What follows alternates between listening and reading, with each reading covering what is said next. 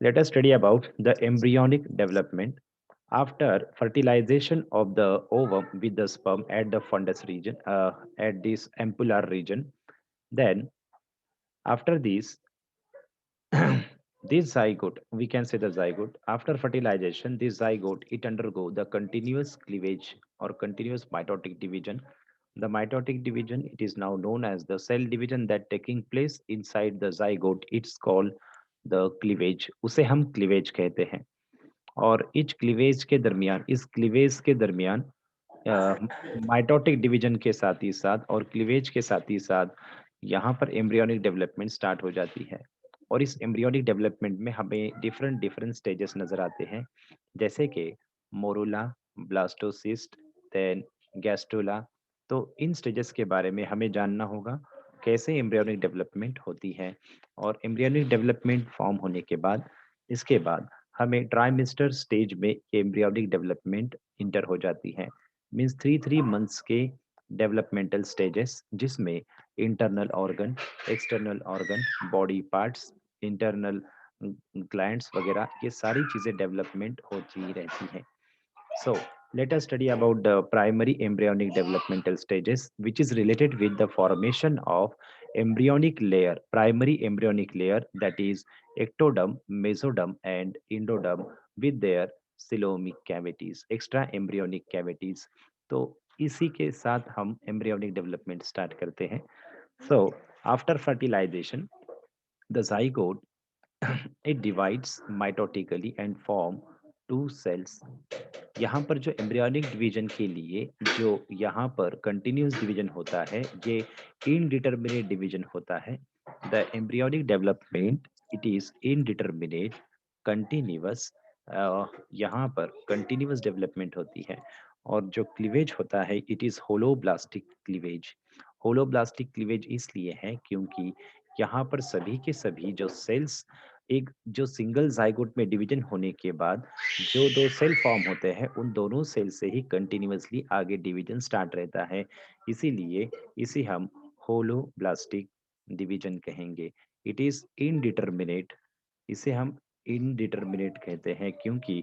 आगे जो different different cells form होने वाले हैं दैट इज द ब्लास्टोमियर उनमें से जो भी ब्लास्टोमेरिक सेल्स है वह एक नया एम्ब्रियो फॉर्म कर सकते हैं ओके इस वजह से इसे हम इनडिटरमिनेट क्लीवेज भी कहते हैं इनडिटरमिनेट डेवलपमेंट भी कहते हैं so after zygote formation this zygote it is equal to the size of the ovum ये जो जाइगोट है ये इक्वल साइज का होता है जो साइज ओवम का है then it is outerly covered with zona pellucida layer ये जो लास्ट जो स्टेज होगी इस एम्ब्रियोनिक स्टेज में ओके जैसे कि that is blastula stage okay और ब्लास्टोसिस स्टेज सो यहाँ तक जो साइज होता है the size of ovum is equal to the zygote is equal to the size of blastula stage up to the gastrula stage क्योंकि इसके बाहर की जो कवरिंग होती है इस जाइगोट के बाहर की जो सबसे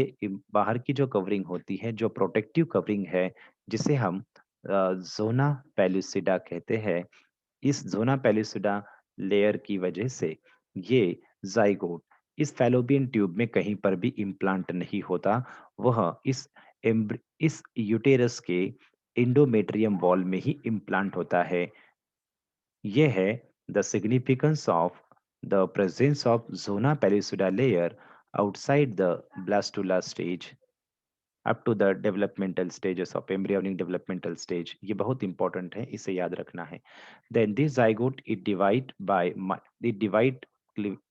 इट डिवाइड माइटोटिकली इनमें वर्टिकल डिवीजन होता है दो इक्वल सेल्स फॉर्म होते हैं then it undergo the first mitotic division जो होता है it is generally it is taking place for 50 hours after fertilization okay इस फर्टिलाइजेशन के 50 घंटे के बाद ये डिवीजन स्टार्ट हो जाता है then after this division first division then it is followed by second cleavage division it form the total number of 4 cells then these 4 cells they again divide by their means vertical division taking place in this 4 cell stage and they form the 8 cell stage this 8 cell stage, then it again divide and form 16 cell stage, and this 16 cell stage structure of embryonic development इसे हम कहते हैं blastula stage.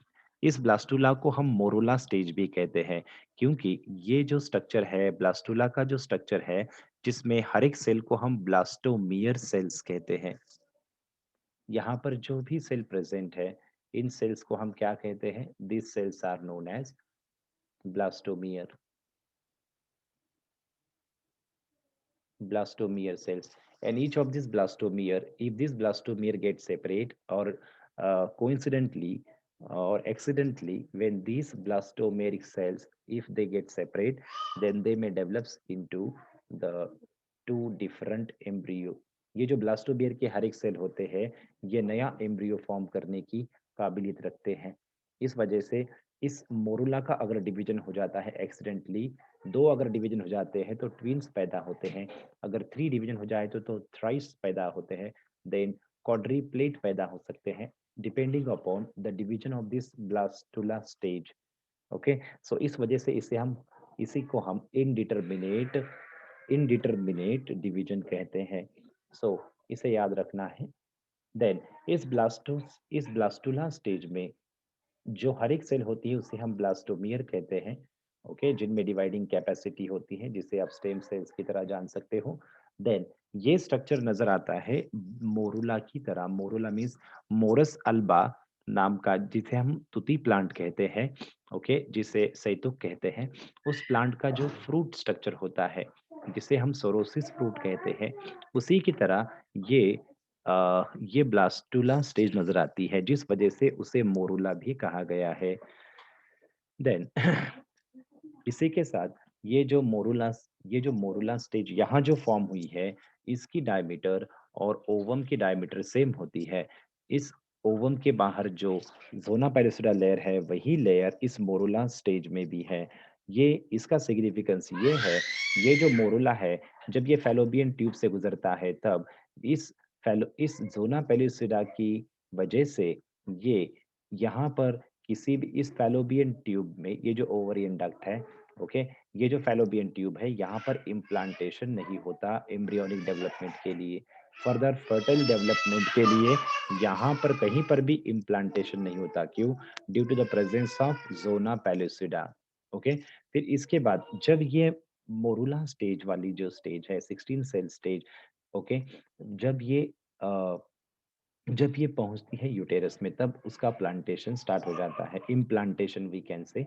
Okay, then अब इसके बाद next stage is, अगली जो stage है जिसे हम कहेंगे ब्लास्टोसिस्ट सेल।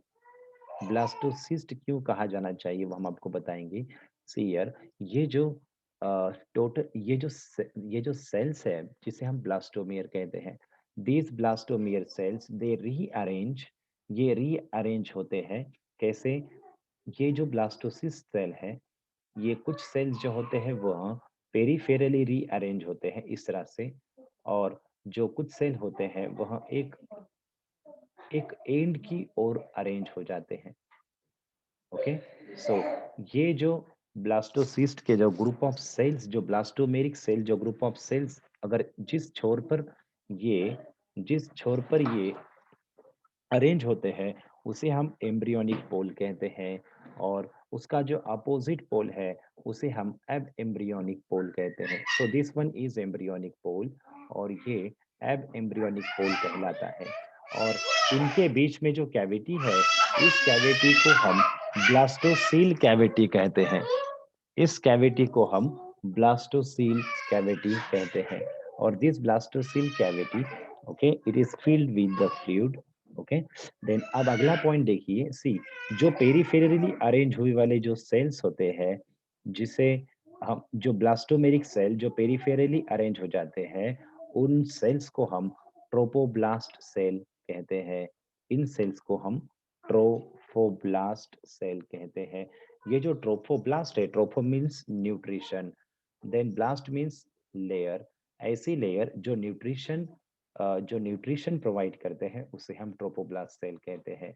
इस यूटेराइन यूटेराइन डक्ट का सिक्रीशन, और साथ ही साथ इस यूटेराइन ग्लैंड का जो सिक्रीशन है, वह इस ट्रोपोब्लास्ट के द्वारा सिक्रेट किया जाता है और वह इस एम्ब्रियोनिक ग्रुप ऑफ सेल्स को, primary embryonic group of cells को न्यूट्रिशन दिया जाता है। इसी वजह से इस आउटर मोस्ट लेयर को, जो ब्लास्टोमेयर के द्वारा ही फॉर्म की गई है, उसे हम ट्रोफोब्लास्ट सेल कहते हैं। सो इस तरह से इस स्ट्रक्चर को हम, ये जो स्ट्रक्चर आपके सामने है, इस स्ट्रक्चर को हम ब्लास्टोसिस्ट सेल, ब्लास्टोसिस्ट स्टेज कहते हैं। इस कंप्लीट स्टेज को हम क्या कहते हैं? ब्लास्टोसिस्ट सेल कहते हैं।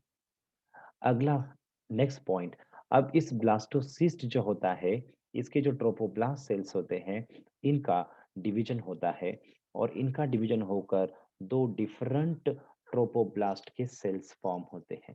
Okay, syncytiotrophoblast, okay, trophoblast cell. Okay, so इसके इनका डिवीजन होकर साइटोट्रोपोब्लास्ट और सिनसाइटियोट्रोपोब्लास्ट, ऐसे दो डिफरेंट तरह के सेल्स फॉर्म होते हैं जो इस तरह से इम्प्लांटेशन के लिए हेल्प करते हैं। ओके, इस एम्ब्रियो को इम्प्लांट करने के लिए हेल्प करते हैं। इम्प्लांट करना मीन्स ये जो एम्ब्रियो है यह यूटेरस में 9 महीने के लिए इस मदर से न्यूट्रिशन लेना शुरू कर देगा और प्लासेंटा फॉर्म करेगा। सो ये है ब्लास्टुला स्टेज, जिसे हम मोरोला भी कहते हैं। देन ब्लास्टोसिस्ट स्टेज, जो इम्प्लांटेशन वाली स्टेज होती है।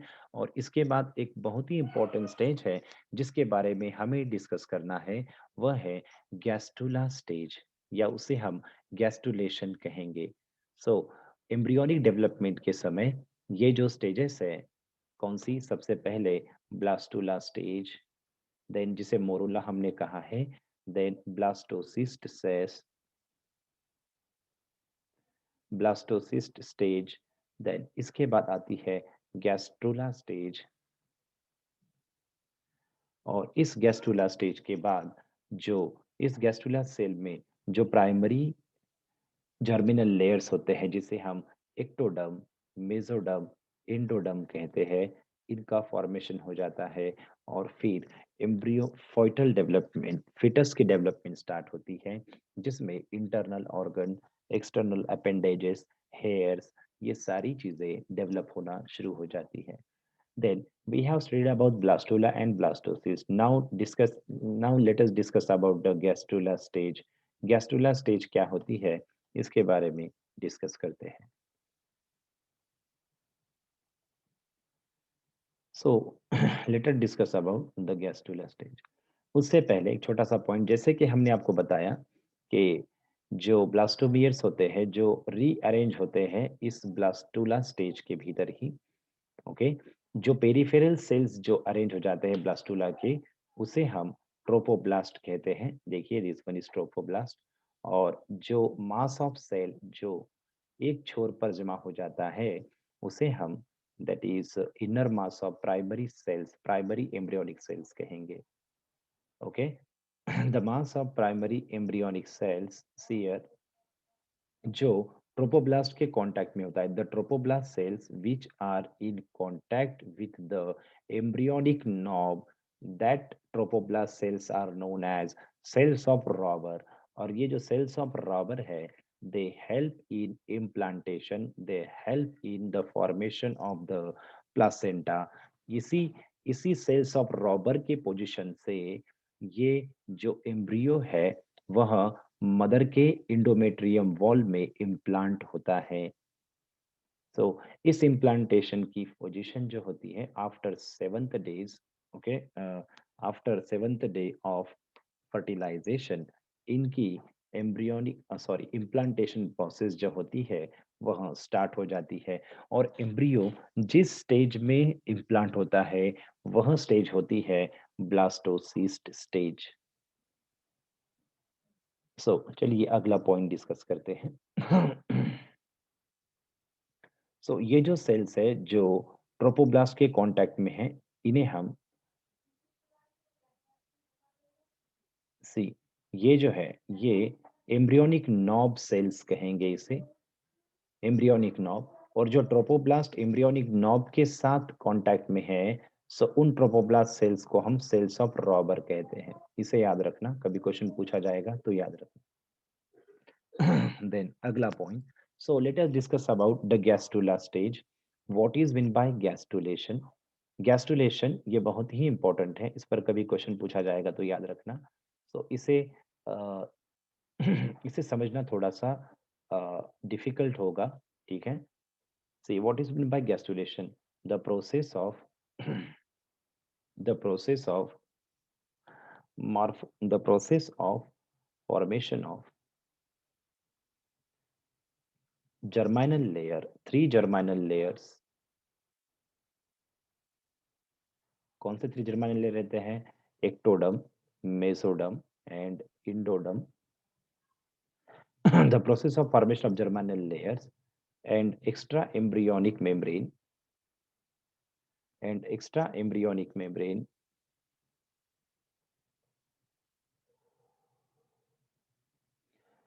due to the morphogenetic movement of the cells,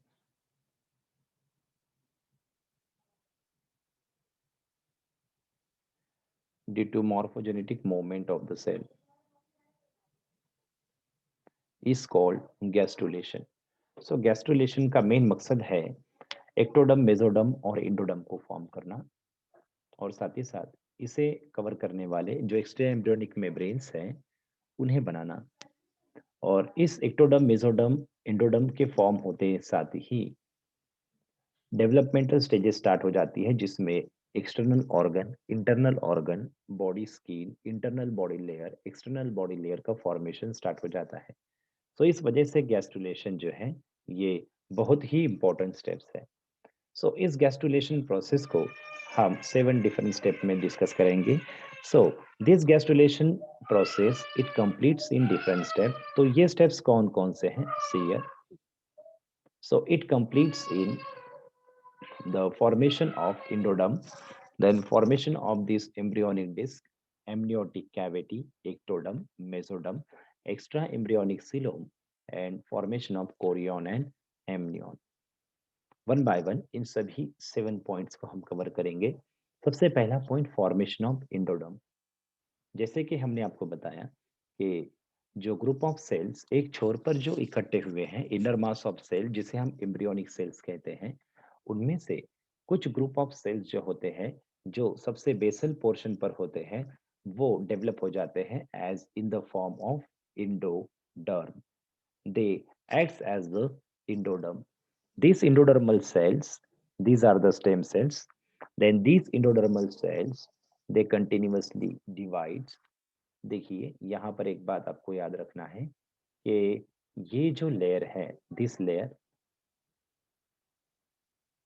ये जो लेयर है ये ट्रोपोप्लास्ट लेयर है, ओके। और ये जो इनर मास ऑफ सेल्स हैं, जिसे हमने अभी आपको थोड़ी देर पहले जो बताया था, ये ब्लास्टोसिस्ट स्टेज है, जिनकी कैविटी ब्लास्टोसील कैविटी है। यहाँ पर ये जो कैविटी है इसे हम ब्लास्टोसील कैविटी कहेंगे।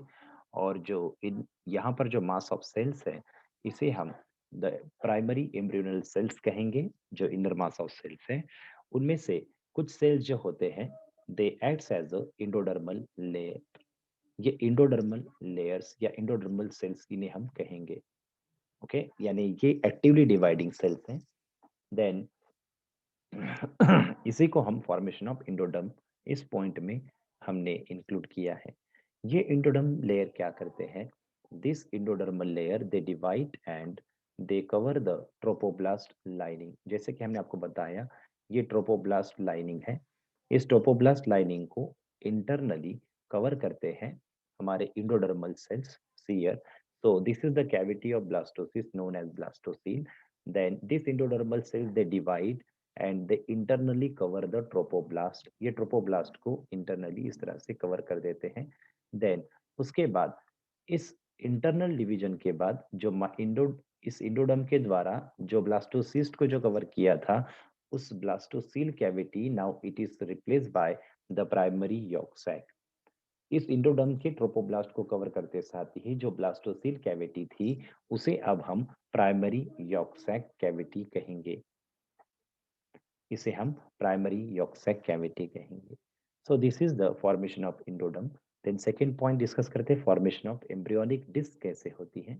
Now, the some cells of this inner mass of cell, they becomes columnar and they attain the dividing capacity. And this columnar cells, group of cells with this endoderm, they form the embryonic disc. Okay, ये जो कॉलुमनार जो sales है और ये जो inner endodermal sales है, इन दोनों को मिलाकर हम कहेंगे एम्ब्रियोनिक डिस्क। कहीं कहीं पर रेफरेंस में आपको दिखाई देगा ये जो अपर सेल्स है, जो कॉलुमनार सेल्स है, इसे इपीब्लास्ट सेल कहा गया है, जो एक्टोडर्म की तरह काम करते हैं ऐसा भी बताया गया है। और जो इंटरनल पार्ट है इसे हम हाइपोब्लास्ट सेल कहा गया है और हाइपोब्लास्ट को कहा गया है इंडोडर्म। ऐसे भी आपको कहीं कहीं पर नोट्स में रेफरेंस नजर आएगा। ओके, तो देखिए ये पॉइंट है। So this is the formation of embryonic disc. इनके बाद how does the formation of amniotic cavity is taking place. So अगला पॉइंट होता है कैसे किस तरह से एमनियोटिक कैविटी फॉर्म होती है।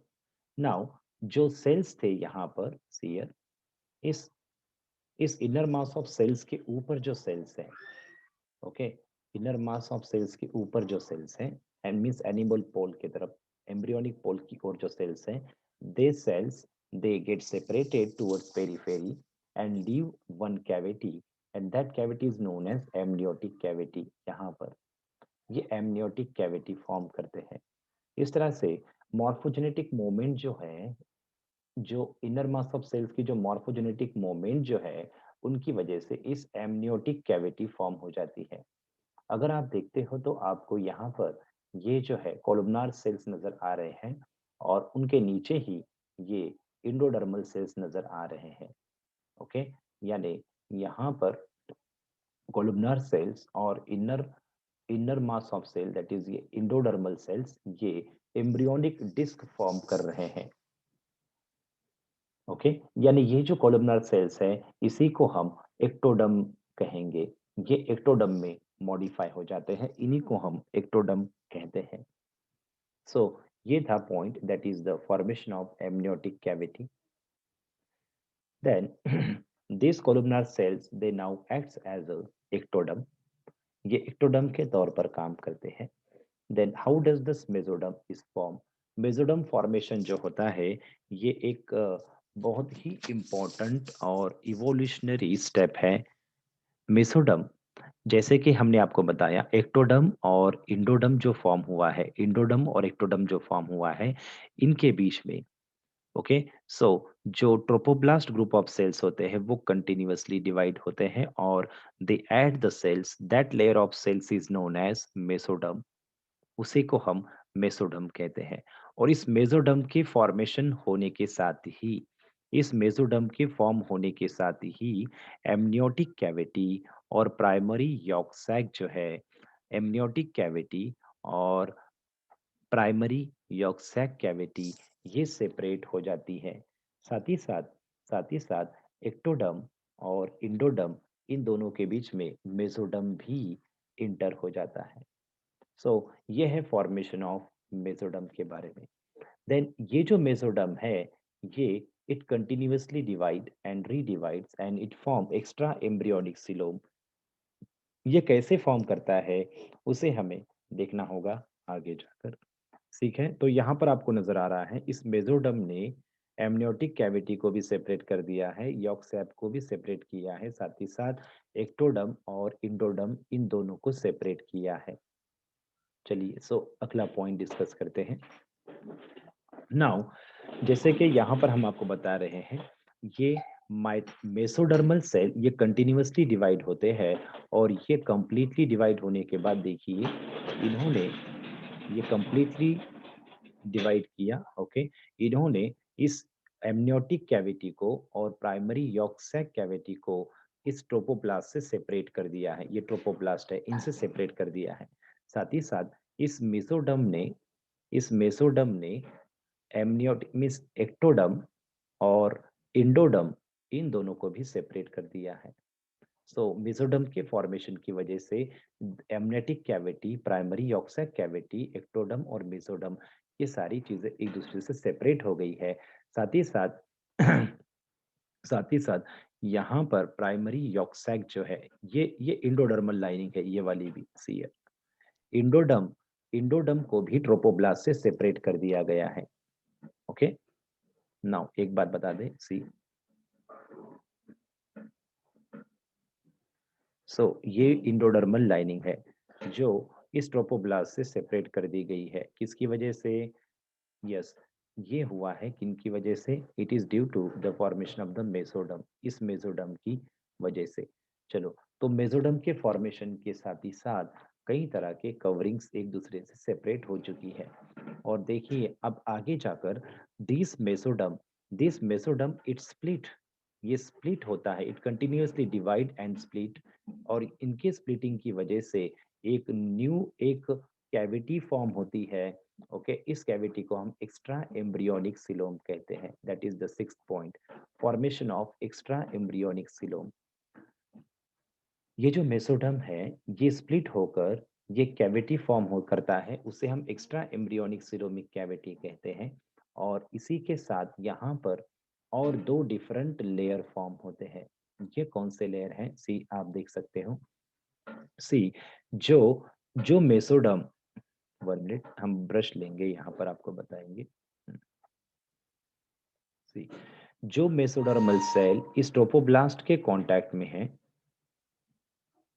peripheral mesodermal cell which is near the trophoblast, that mesodermal cells are known as somatopleuric extraembryonic mesoderm, या फिर इसे एक्सटर्नल मेसोडर्मल लाइनिंग भी कहा गया है। और जो मेसोडर्मल सेल ये इंडोडर्म के पास में पाए जाते हैं, इस इंडोडर्म के लाइनिंग के साथ में पाए गए हैं या फिर सेपरेट हो चुके हैं, उसे हम स्प्लैक्नोप्लूरिक एक्स्ट्रा एम्ब्रियोनिक मेसोडर्म कहते हैं, या फिर इसे इंटरनल मेसोडर्म भी कहा गया है। सो इस तरह से इस मेसोडर्म की स्प्लिटिंग की वजह से, ओके, इस तरह से एक्स्ट्रा एम्ब्रियोनिक कैविटी फॉर्म हुई है, extra embryonic coelomic cavity form हुई है।